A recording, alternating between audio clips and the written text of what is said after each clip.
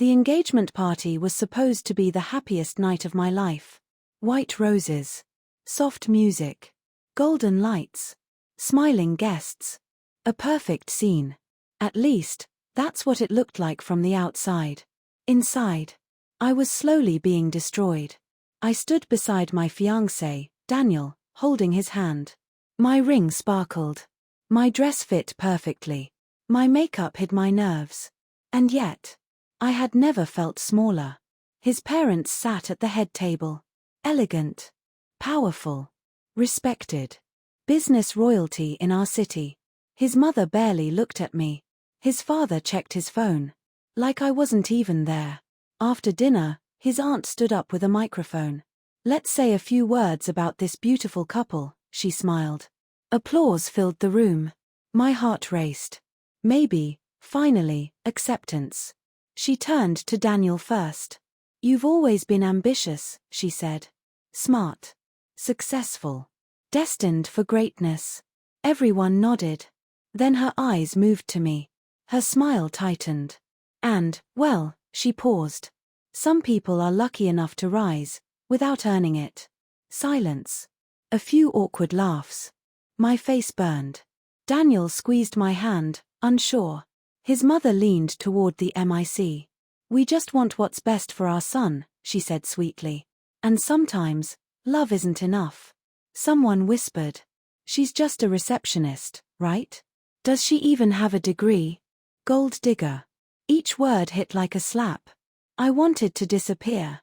I wanted to scream. Instead, I smiled. Because that's what I had learned to do. Survive quietly. Daniel finally spoke. "Please, don't." His father cut him off. "Son, marriage is about status. About balance. About matching levels." He looked at me directly. "And frankly, you're not on ours. Unworthy." That's what they meant. Without saying it. My chest tightened. 5 years. 5 years of love. Support. Sacrifice. Reduced to nothing. I excused myself and walked to the balcony. Cold air. Shaking hands. Tears I refused to let fall. I whispered to myself. "Stay strong. Don't break." 10 minutes later, my phone buzzed. One message. From my assistant. "He's here. In your office. Says it's urgent." My heart skipped. He. Only one person ever showed up unannounced. Only one person had that authority. I stared at the screen. Hands trembling. Because if he was really there, then everything was about to change. I wiped my tears. Fixed my lipstick. Straightened my back. And smiled. Not weak this time. Dangerous. Because they had no idea who I really was. And they were about to find out. I didn't tell anyone where I was going. I slipped out through the side entrance. No goodbyes. No explanations. Just quiet footsteps and a racing heart. The hotel was connected to my office building. 2 towers. 1 sky bridge. 1 long walk that felt like destiny. My heels clicked sharply against the marble floor. Each step pulled me further away from humiliation. And closer to truth. When I reached my office, the lights were on. That alone was strange.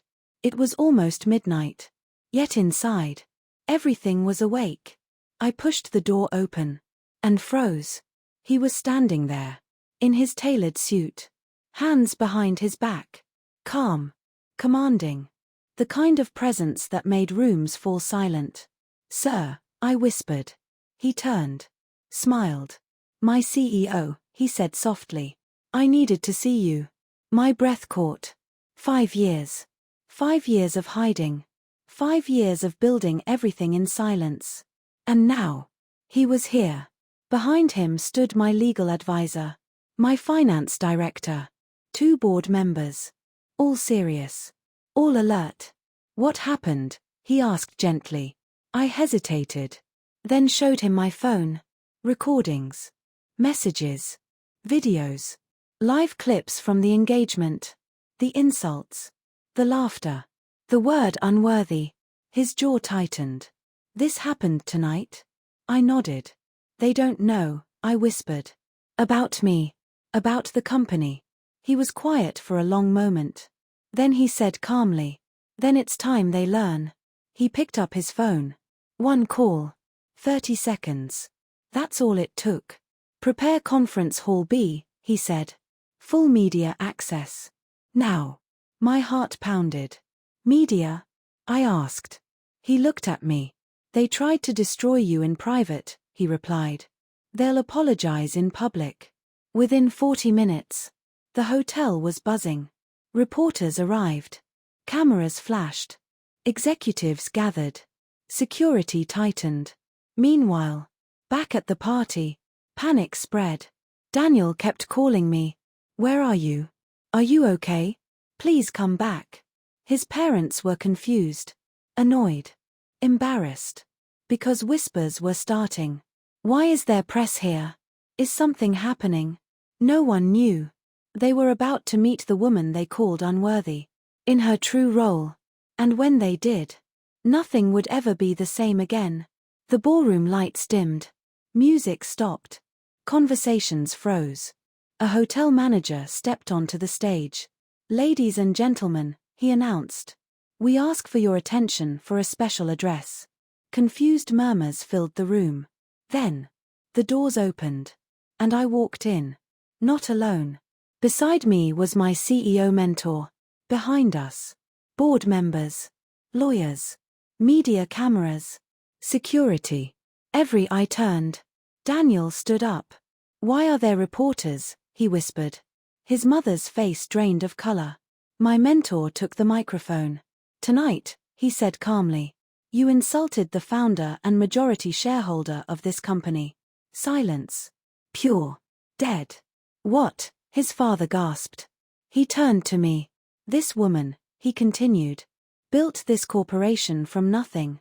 She owns 62%. She runs operations. And she chose to stay anonymous." Shock rippled through the crowd. Phones rose. Cameras flashed. His mother stumbled back. "She's a receptionist." I smiled gently. "I was learning," I replied. Daniel stared at me. You're the CEO?" "I'm your fiancé," I said softly. "And I was hoping to be your family." Tears filled his eyes. "I never judged you," he whispered. "I know," I answered. "That's why this hurts." His father rushed forward. "We didn't know. Please forgive us." I stepped back.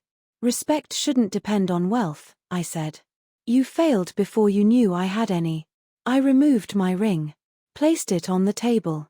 "I deserve love without conditions." I turned to the cameras. "This engagement is cancelled." Gasps erupted. The next morning, headlines exploded. Their family business lost contracts. Reputation collapsed. Investors walked away. Meanwhile, I walked into my office. Free. Stronger. Unapologetic. I didn't lose a family that night. I found myself. And that was worth everything. If this story moved you, share your thoughts in the comments and don't forget to like, subscribe, and support for more powerful stories. Dizzy.